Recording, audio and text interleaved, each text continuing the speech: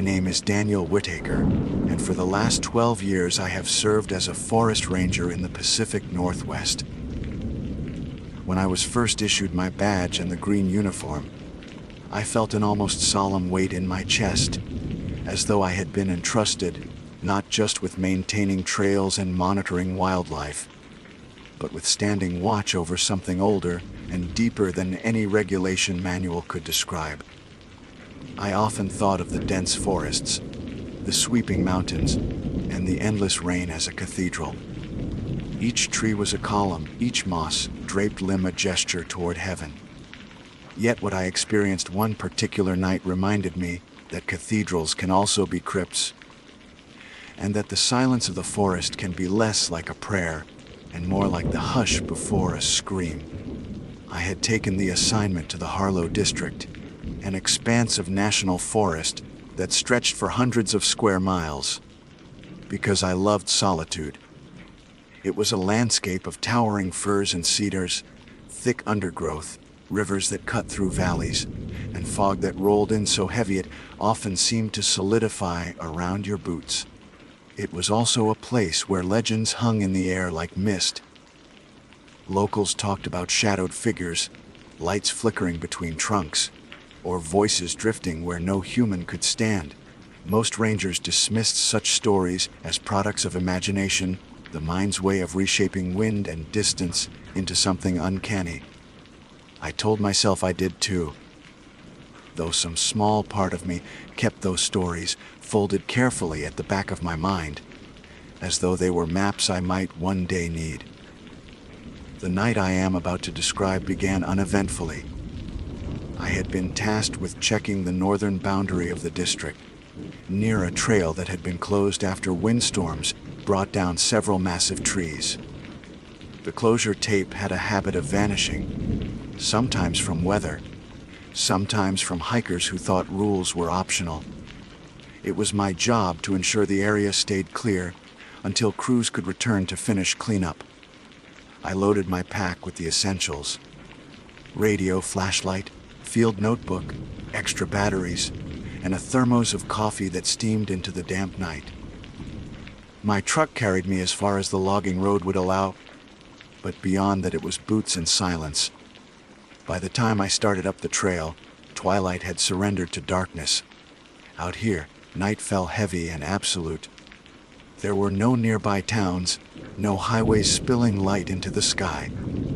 Only the faint glow of the stars pressed through gaps in the canopy, and even that was smothered by drifting clouds. I kept my flashlight low, sweeping it across the trail. The beam cut through ferns and slick bark, glinting off puddles left from recent rain. My boots sank into mud in places, sucking with every step. I was used to it, but that night each sound seemed magnified. The squelch of earth, the snap of a twig, the steady rhythm of my own breath. After an hour of hiking, I reached the section where fallen timber had turned the trail into a tangle. Massive trunks sprawled across the path like the bones of giants. I examined the closure tape. It was still in place, fluttering faintly in the damp breeze. Satisfied, I recorded the condition in my notebook. That should have been the end of it. But something in the air kept me standing there, reluctant to turn back. The forest was too quiet. Normally, even at night, there were rustlings, mice in the underbrush, owls shifting on branches, the distant bark of coyotes. Instead, silence pressed in from all sides. I felt as though I had stepped into the pause between heartbeats. I tried to shake it off, and began my return down the trail. My flashlight flickered once, a brief pulse as though the batteries had been drained, though I knew I had loaded new ones earlier. I tapped it, and the beam steadied, though I noticed it seemed weaker, as if the darkness were swallowing more than usual. That was when I heard the first sound: a bell. A single, low tolling note that carried through the trees. I stopped cold. The sound seemed impossibly close, yet at the same time it stretched into distance, echoing in ways the forest should not allow. I turned slowly, my light playing across trunks slick with moss, but nothing moved. The Harlow district had no churches, no cabins with bells, no reason for such a sound to exist out here. The note faded, leaving behind an emptiness that felt even heavier than silence. I stood rooted to the trail, listening, waiting. Then it came again. 2 tolls, this time slower, deeper, like the breath of some enormous animal. The hair on my arms rose. I told myself it must be something explainable, a piece of metal struck by falling branches, the groan of wood shifting under strain, even distant machinery carried strangely by the wind. But I had walked these woods for years. I knew their language. This sound belonged to none of it. I resumed walking, faster now, trying to convince myself the quickest way to settle unease was simply to return to my truck and head back. Yet the forest had grown unfamiliar. Landmarks I knew, the crooked cedar by the bend, the boulder split by lightning, seemed to vanish. The trail appeared straighter, more featureless, as though something had smoothed away its character. My steps quickened until I was nearly jogging, breath clouding in the chill, and then the beam of my flashlight slid across, something that froze me mid-stride. Just off the trail between the trees stood a figure. It was tall, at least a head taller than me, and shrouded in what looked like layers of cloth, though the fabric did not hang right. It seemed stiff, the folds too sharp, as though carved. Where a face should have been was only a pale oval, blank and featureless. I swung the light back instantly, heart pounding, but the figure was gone. The undergrowth stood untouched, ferns nodding as though nothing had disturbed them. I told myself I had imagined it. Stress, darkness, the mind conjuring shapes from shadows. But I could not deny the bell had been real. Nor could I deny the feeling now crawling through me, that I was being watched, measured, even summoned. I forced myself forward, boots slamming the earth, each step meant to drown out fear. The bell tolled again, louder, closer, though my ears could not pin a direction. The sound came from everywhere, as if the trees themselves had hollowed into great throats. My radio crackled on my belt, a burst of static without voice, though I had not touched it. When I lifted it, the dial flickered with faint tones, snatches of whispers that sounded like language just beyond understanding. Then silence.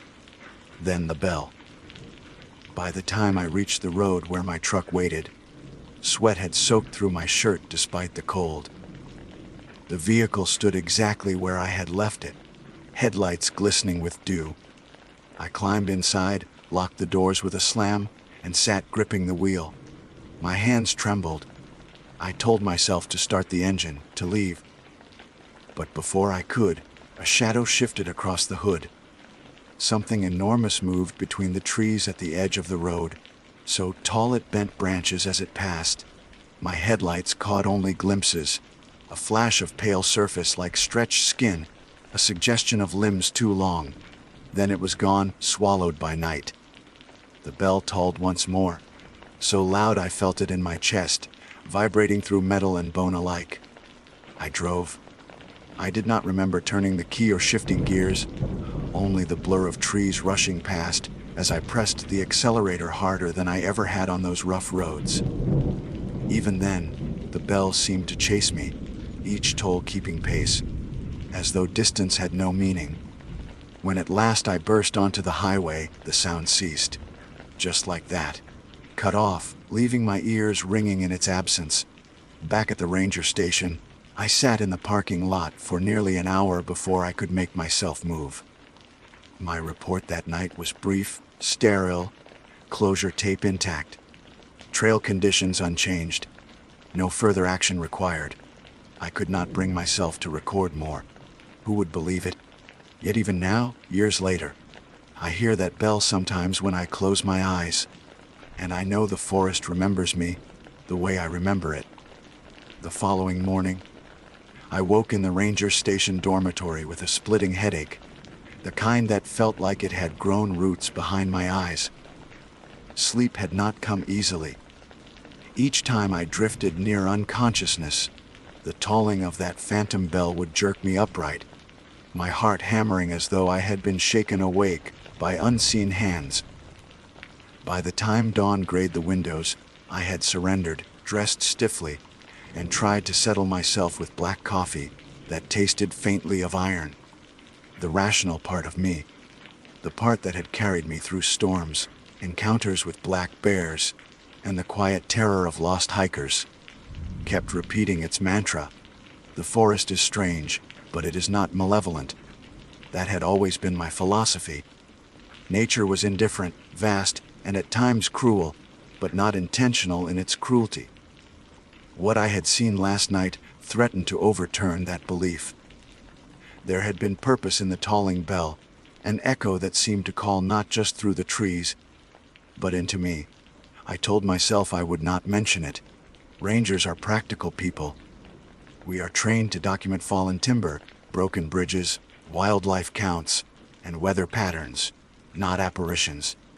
Yet silence has a weight, and by midday I found myself lingering at the main office, staring at the bulletin board covered in maps, reports, and incident logs. I considered writing something vague. Unexplained sound, area requires further monitoring, but even that seemed like an admission. My pen hovered, then lowered. I left the paper blank. Still, I could not stay away. That evening, as twilight drew its long shadows, I loaded my truck again. My intention, at least what I told myself, was simple: to confirm with daylight what fear had twisted in the dark. If I walked the trail again and found only wind, water, and earth, I could settle the matter in my own mind. That is what I told myself, though a deeper truth whispered otherwise. That part of me needed to hear the bell again. The road was rough with ruts from logging trucks, the canopy overhead dimming the last of the sun. When I stepped out, the air smelled of cedar and wet soil. I took my time along the trail, moving carefully, noting the signs I had missed in my panic the night before: a cluster of mushrooms glowing faintly against rotting bark, claw marks etched into a fallen log by some passing cougar, a spiderweb trembling with dew. The world was full of details, all of them ordinary, grounding. My breath steadied. I began to believe I had let imagination run away with me. But then I noticed something new. Near the tangle of fallen trees, the earth had been disturbed. A wide impression pressed into the mud, deeper than my boot and twice as long. I crouched, tracing the edges with my glove. It was no print I recognized, not elk, not bear, not even human. The outline seemed half-formed, as though whatever had made it did not quite belong to this terrain. My skin prickled. I told myself it might be erosion, the way rainwater pools and collapses soft ground. But I could not ignore how the impression curved like toes, how the earth at its edge was sharper than water should carve. I marked the location in my notebook, though my handwriting trembled. As dusk returned, the quiet descended again, thick, unnatural. My radio hissed once more, a flutter of static like a breath drawn too close to the microphone. I froze, raising it. "This is Whittaker. Do you copy?" Only silence. Then, faintly, a reply. Except it was not a voice I recognized, nor words I could decipher. The tone was hollow, as if spoken through cavern walls, syllables stretched until they seemed more like groans. My blood iced. I lowered the radio, unwilling to keep it pressed against my ear. The bell came again. One toll, then another, louder than before, as if the source had moved nearer. I swung my flashlight in every direction, but shadows gathered faster than the beam could cut. The trees themselves seemed to shift, their trunks leaning in, their moss, draped limbs like skeletal arms reaching down. My breath quickened. I began backing down the trail, each step measured, though every instinct screamed to run. And then, something moved between the trees. At first it seemed no more than darkness sliding against darkness, but the shape clarified: long limbs, too many joints, pale skin stretched thin like parchment, and that faceless oval head, luminous in the beam of my light. It stood perfectly still, as though carved from bone. Then, slowly, it tilted. The motion was subtle, a lean as if listening. I did not remember deciding to move, but suddenly I was sprinting, boots hammering mud, lungs clawing at the damp air. The forest blurred around me, branches whipping across my face, roots threatening to catch my ankles. The bell tolled again, louder still, until it felt as though the sound reverberated inside my skull, rattling thought itself. At last the trees thinned, the road opened ahead, and my truck waited like salvation. I slammed the door behind me, hands fumbling at the ignition. The engine roared, tires spitting gravel. I drove until the road gave way to highway, until lights of distant towns blurred against the horizon. Only then did the tolling cease. But the memory did not. Back at the station, I showered with water so hot it scalded, as though heat might burn away the cold that had seeped into me. I stared at myself in the mirror, droplets sliding down my face. For the first time in my career, I considered resigning. Yet when dawn broke again, I found myself at my desk, logging routine patrols, as though the forest had not tried to swallow me whole. 2 days later, a report came in: campers missing from the very region I had patrolled. A family of 3, mother, father, and young daughter, had not returned from their overnight trip. Their last known location was near the northern boundary, close to where I had heard the bell. The search began immediately. Teams of rangers, volunteers, and even county deputies combed the area. Dogs barked, their handlers urging them through brush, though the animals seemed reluctant, noses wrinkling, tails tucked. I joined one of the teams, forcing myself into the woods I now dreaded.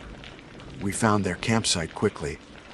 The tent stood, though half collapsed, its nylon walls slashed as if by knives. Inside, sleeping bags lay rumpled, still holding the imprint of bodies. A lantern rested on its side, unbroken, its glass cold. Food had been left uneaten, coffee cups half full. It looked as though they had stepped out for only a moment, intending to return, but they had not. Around the site, the earth told its story. Footprints led away from the tent. 3 sets, clear at first, then gradually confused. The father's prints veered one direction, the mother's another, the child's smaller impressions spiraling aimlessly between. At a certain point, all 3 vanished, swallowed by the mud as though they had stepped into air. Volunteers muttered about abduction, about wild animals, about getting lost in panic. I said nothing. Though my eyes kept drifting toward the trees, I knew what had pulled them.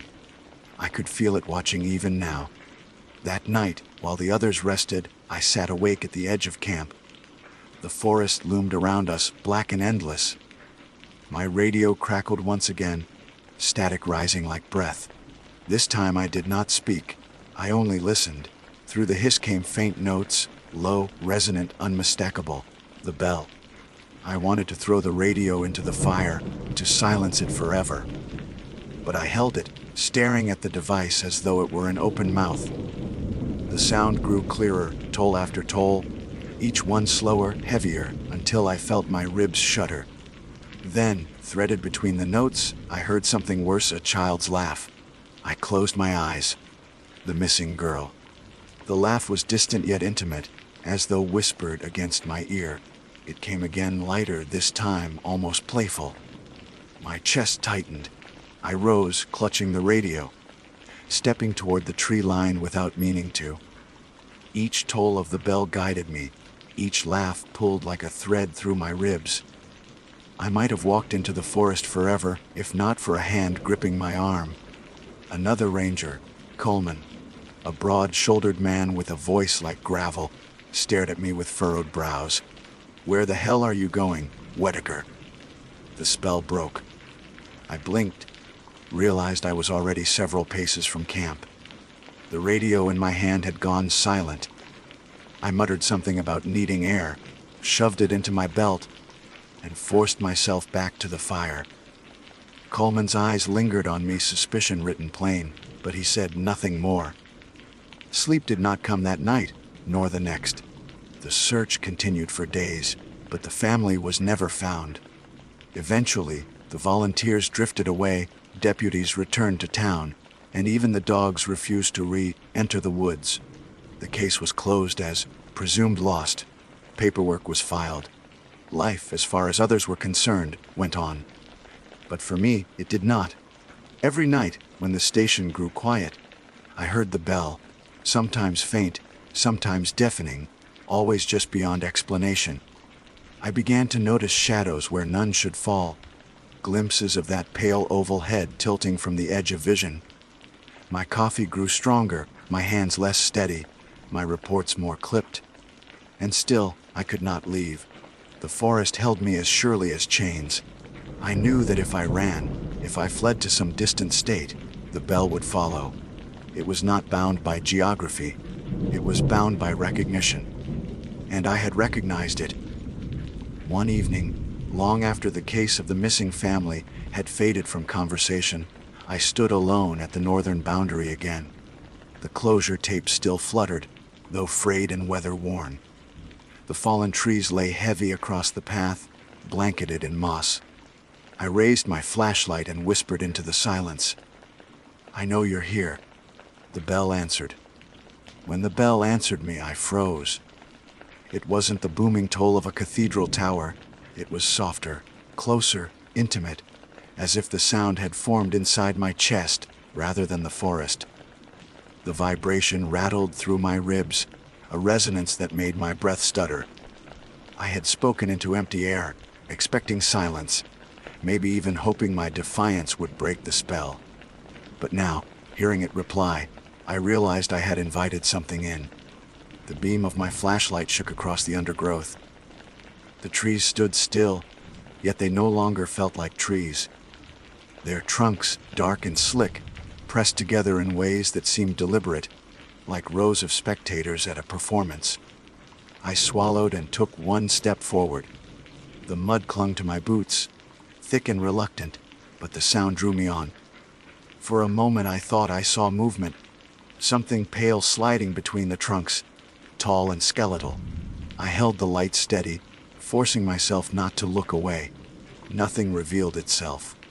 And yet I knew it was there, watching, waiting for me to follow. When you spend years in the wilderness, you develop a kind of second sense.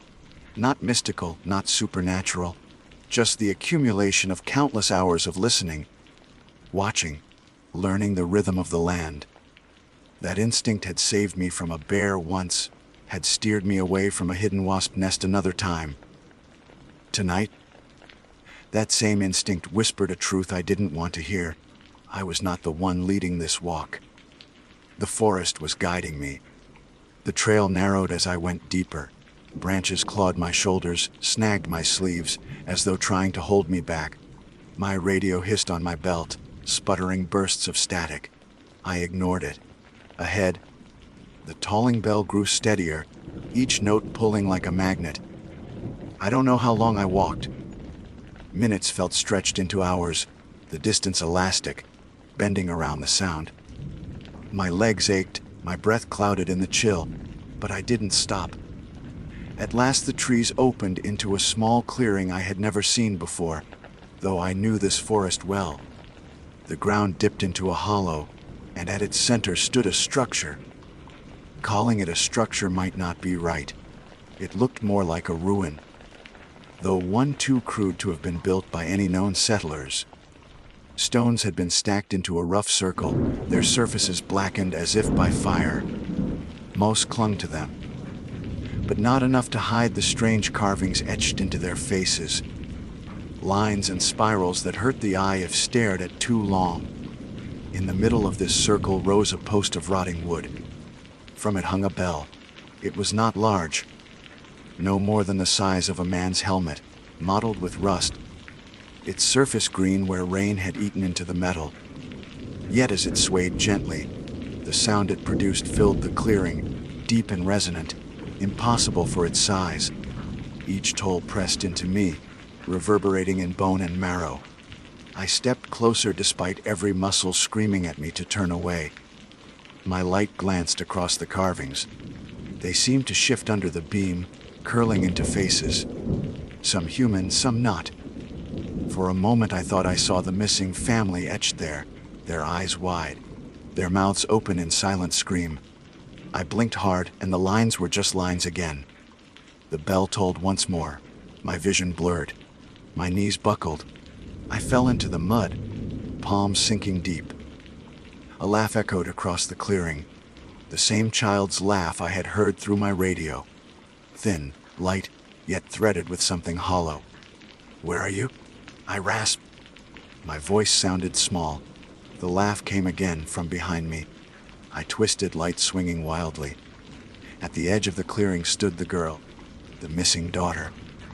She looked as she had in the photograph we had circulated during the search. Dark hair, pink jacket, jeans muddied at the cuffs. But her face was wrong, too pale, too smooth, like paper soaked and dried. Her eyes reflected the beam in flat silver discs, no pupils, no whites. She smiled, though it was not the innocent smile of a child. It stretched too wide, lips splitting at the corners. "Come play," she whispered. The bell tolled in answer. I staggered back, mud sucking at my knees. "You're not real," I said, though the words felt brittle. Her smile only widened. She tilted her head, the motion eerily familiar, like the faceless figure I had glimpsed in the trees. Then she turned and slipped into the forest, moving without sound. I wanted to chase her. God help me. Some part of me wanted to follow, to drag her back, to undo whatever had happened. But the bell rang again, louder, shaking the very ground. My flashlight sputtered and died, plunging me into darkness so complete I could see nothing, not even my hand before my face. The sound swallowed everything. The bell became the air itself. I covered my ears, but it throbbed inside me, bypassing flesh and bone. My thoughts unraveled. Images burst behind my eyes, trees growing in reverse, roots tearing free of earth, rivers flowing upward into clouds, faces emerging from bark, mouths opening, screaming without sound. Then, as suddenly as it began, it stopped. I was lying on the forest floor, drenched in sweat, chest heaving. My flashlight flickered weakly back to life, as though nothing had happened. The clearing stood empty. The bell was still. The girl was gone. I stumbled out, disoriented, unable to retrace my path. Somehow I found the trail again, though it felt altered, twisted. By the time I reached my truck, dawn had begun to stain the sky with gray. I collapsed into the driver's seat, gripping the wheel like an anchor. Back at the station, I did not file a report. I couldn't. What would I write? Found a haunted bell, spoke with a ghostly child. Instead, I sat at my desk, staring at the blank form until the letters blurred. When Coleman passed by and asked if I was all right, I forced a smile and muttered something about fatigue. He gave me a long look but didn't press. Days passed. I went through the motions, patrols, trail maintenance, paperwork, but my mind remained tethered to that clearing. Every night, the bell echoed in my dreams. Sometimes I saw the girl, sometimes I saw the faceless figure. Always they stood just beyond reach, beckoning. Then came the second disappearance. 2 hikers, both men in their 20s, had failed to return from a weekend trip. Their car was found at the trailhead. Their gear was discovered scattered along the path, as though dropped mid-step. No sign of the men themselves. When the search began, I already knew what we would not find. I tried to speak up. I tried to tell my supervisor, Ranger Hale, that something beyond our understanding was happening out there. But the words caught in my throat. I mumbled instead about dangerous terrain, unstable weather. He nodded, distracted, and moved on. I realized then that the forest had already silenced me. Whatever dwelled in those woods wanted secrecy, and it had wrapped its hand around my tongue. That night, I heard the bell again. Not in my head, not in my dreams, but outside my window. I live in a small cabin not far from the station. Its walls are thin, its windows single-paned. When the sound began, the glass trembled. I rose from bed, every hair standing on end, and peered out. The forest loomed just beyond the clearing, black and endless.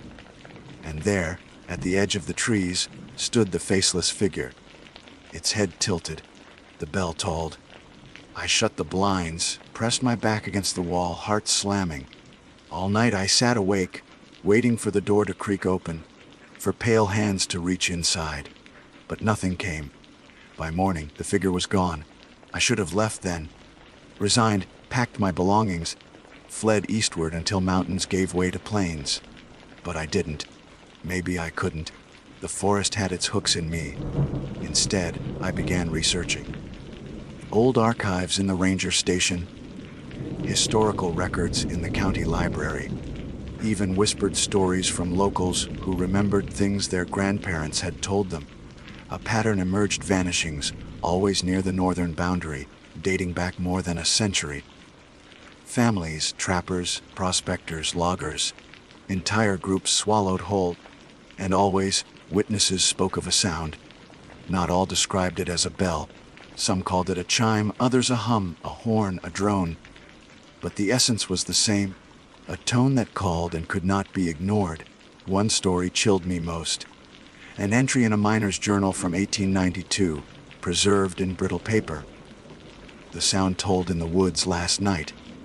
Men say it is the old bell, buried when the mission burned.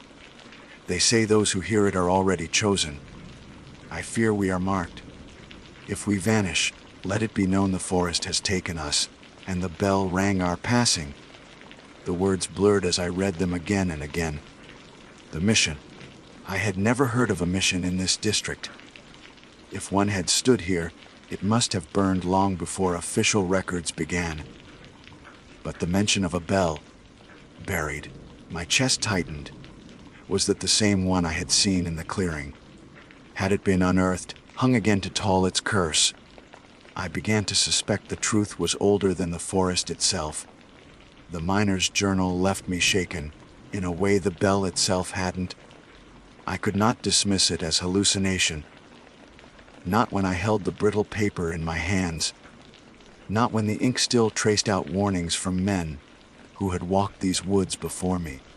I photocopied the page and slid the copy into my field notebook, carrying it with me everywhere like a talisman.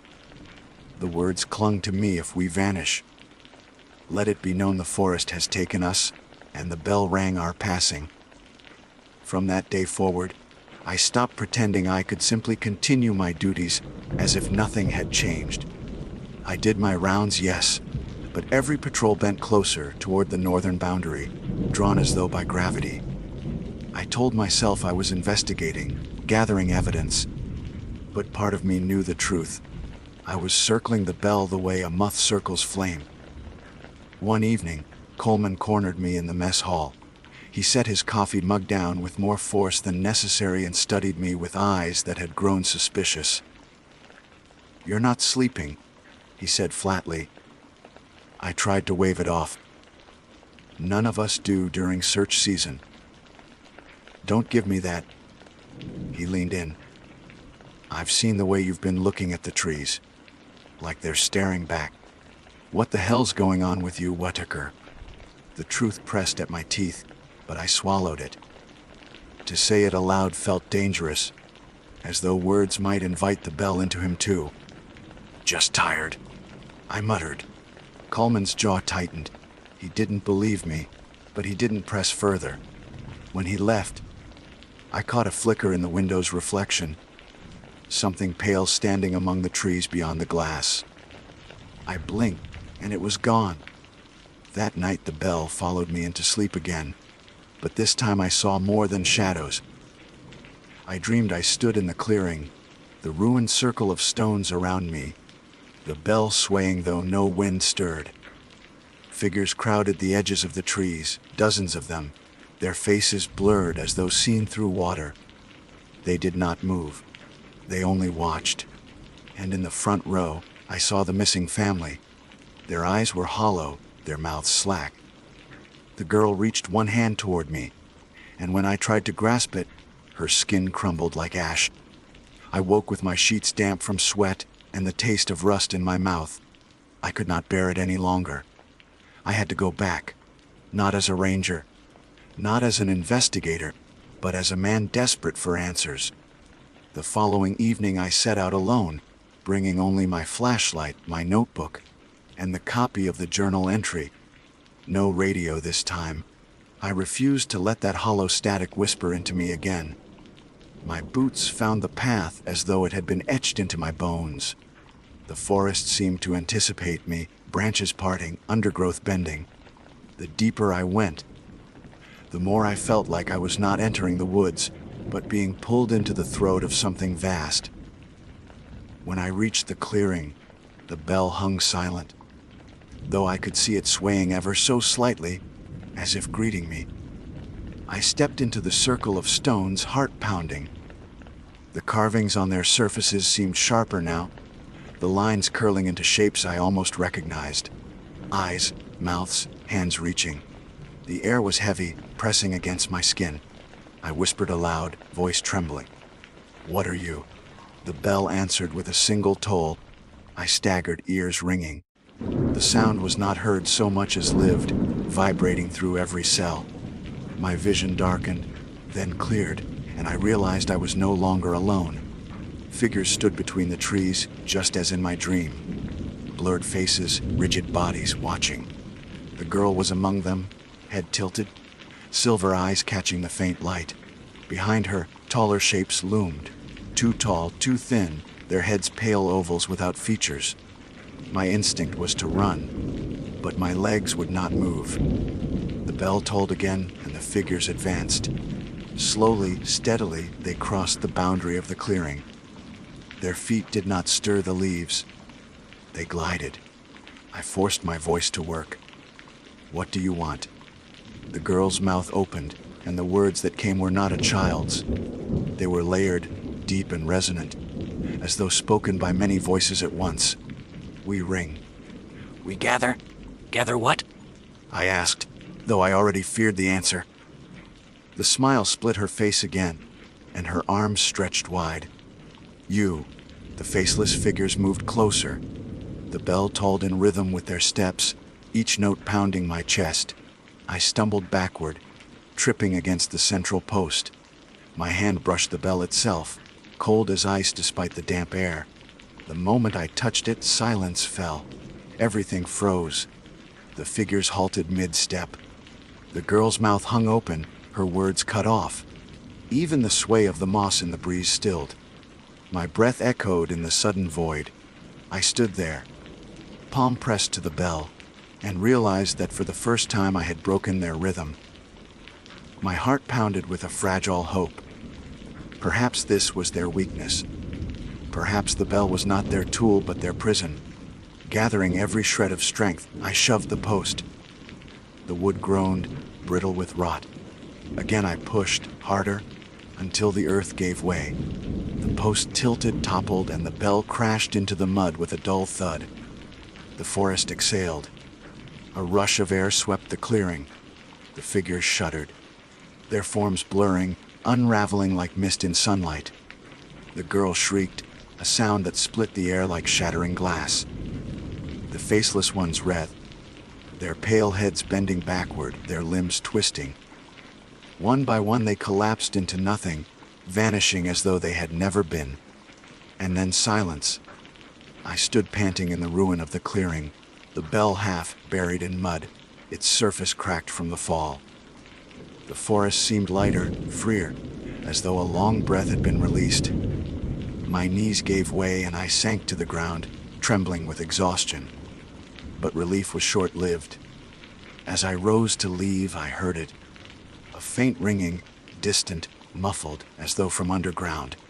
The bell on the ground lay still, broken, yet the sound persisted.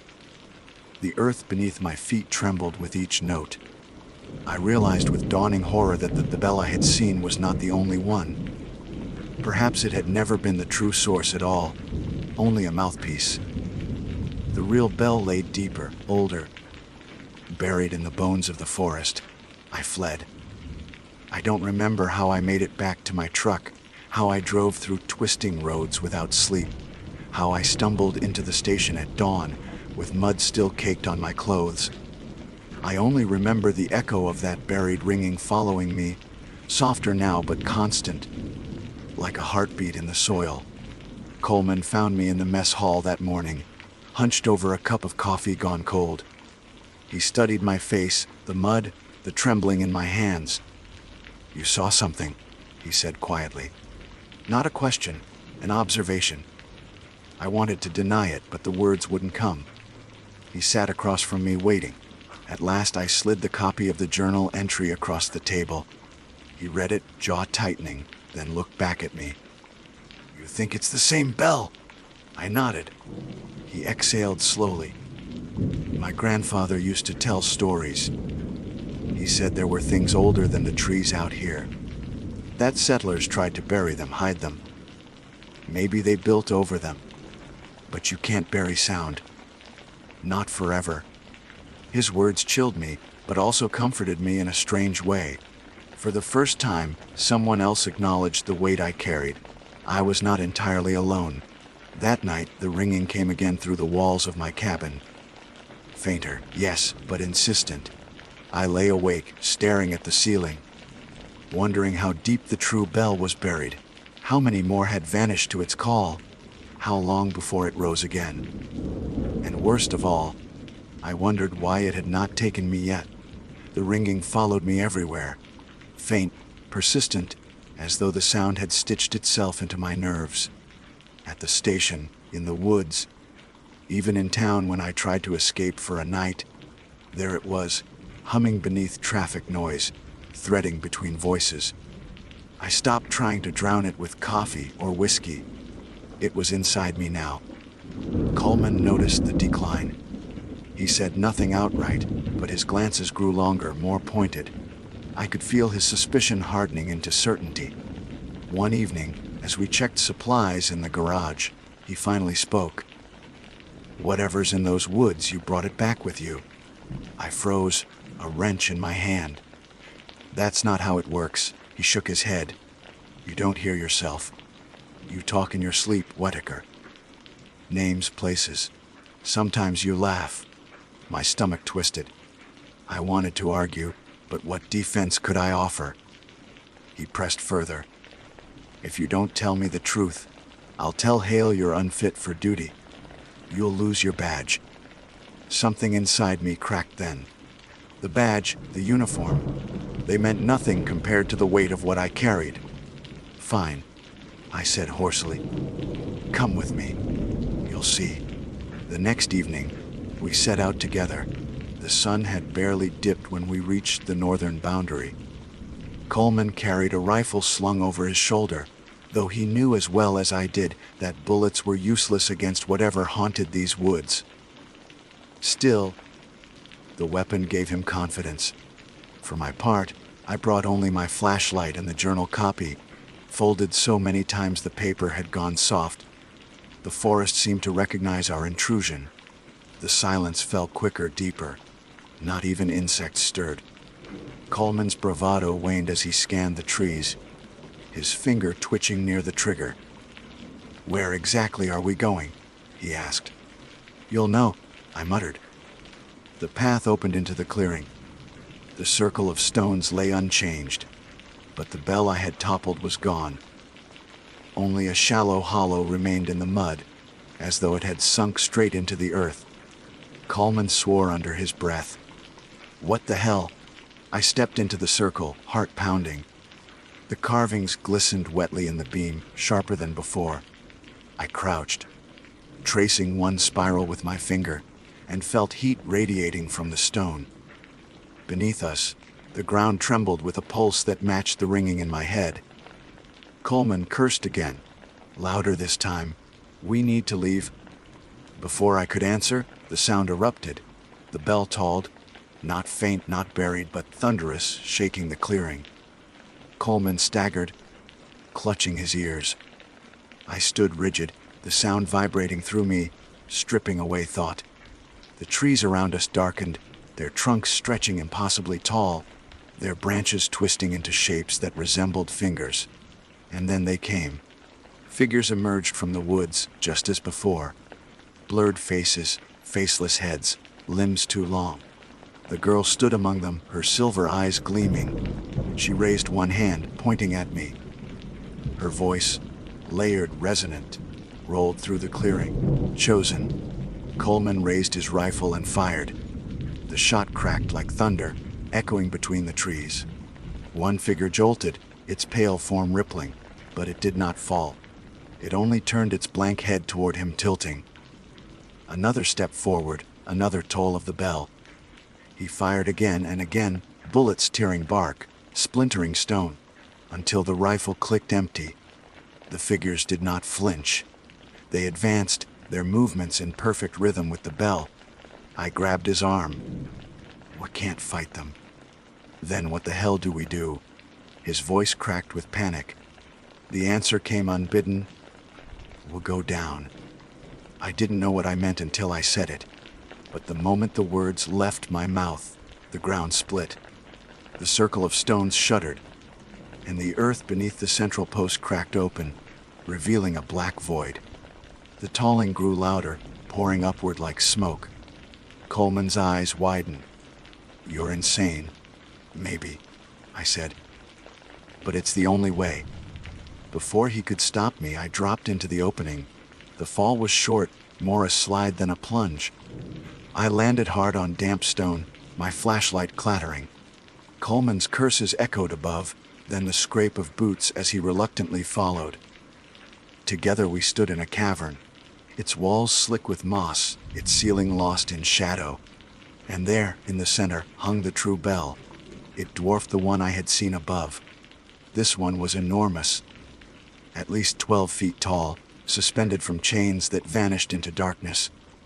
Its surface was carved with the same spirals, but deeper, more intricate, shifting when I tried to focus. The sound that emanated from it was constant, not a toll but a hum, low and endless, vibrating the very air. Coleman stared, his face pale. Jesus Christ! The bell's hum sank into me, tugging at every thought, every memory. Images flooded my mind. The missing family, the hikers, the miners of a century past. All of them drawn into this same cavern, all of them standing where I now stood.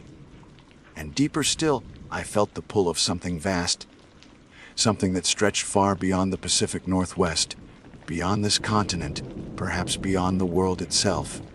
This is it, I whispered. The heart of it all? The girl appeared then, though not as a child anymore. She rose from the shadows, her body stretched, her features smoothed into something inhuman. Her eyes glowed silver, her mouth split wide. She spoke with the bell's voice, ring, and you are ours. Silence, and you are forgotten. Coleman raised his empty rifle like a club. Stay back. She did not move. Instead, the chains rattled and the bell swung. The hum swelled into a roar. I staggered forward, covering my ears. My flashlight beam slid across the cavern floor and caught something. Bones, hundreds of them, scattered and piled, gleaming white. Some were human, others not. My stomach lurched. The girl, no, the thing, extended its hand toward me. Ring, it whispered again. I realized then why it had not taken me before. It didn't want me as prey. It wanted me as participant, as ringer. I turned to Coleman. His face was twisted with terror, sweat dripping. He shook his head. Don't you dare. But the choice was already in motion. My hand reached for the chain, not entirely under my control. The metal was cold, biting into my palm. The bell loomed above, vast and waiting. For one instant, I thought of smashing the chain, of silencing the bell forever. But deep down I knew the truth. You cannot kill sound. You can only carry it. So I pulled. The bell tolled. The cavern exploded with light, blinding and searing. Figures swarmed from the walls, from the bones, from the very stone itself, all rushing toward the bell, toward me. Coleman screamed, whether in fury or agony, I could not tell. The sound swallowed everything, and then silence. When I woke, I was lying on the forest floor at dawn. The clearing stretched quiet around me. The circle of stones was gone. No carvings, no ruins, no hollow in the earth. Only trees, ordinary and still. Coleman was nowhere to be found. His footprints ended at the edge of the clearing. I called his name until my throat was raw. No answer came. Back at the station, no one asked about him. Hale said Coleman had taken leave, filed the paperwork himself. His cabin stood empty, his belongings gone. It was as though he had never been here at all. But I know better. At night, when the forest falls silent, I hear the bell. Not faint, not buried, but inside me, steady as a heartbeat. Sometimes, when I close my eyes, I see Coleman standing among the faceless ones, his head tilting in rhythm. I do not know how long I have left before I join him. For now, I write this. Not as a report, not as evidence, but as warning. If you find yourself in the forests of the Pacific Northwest and you hear a bell toll where no church stands, do not follow. Do not listen. Do not let it choose you. Because once you hear it, you are already marked.